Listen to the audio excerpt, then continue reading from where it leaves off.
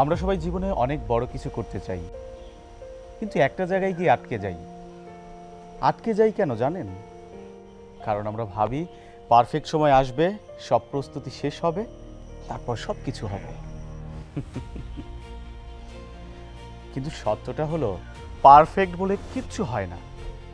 আপনার কাছে এই মুহূর্তে যা আছে তাই দিয়ে শুরু করে দিন। হয়তো শুরুতে ভুল হবে, মানুষ সমালোচনা শুরু করে দিবে, কিন্তু এই ভুলগুলো থেকেই আপনি শিখবেন, আমি শিখব, আমরা সবাই শিখব যে মানুষটা এখন সফল, সে মানুষটাও একটা সময় আপনার মতোই ভয় পেয়েছিল, কিন্তু পার্থক্যটা হলো সে কিন্তু থেমে থাকেনি।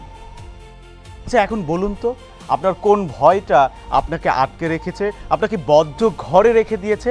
এখনই আমাদের ভিডিওতে কমেন্টস করে জানান।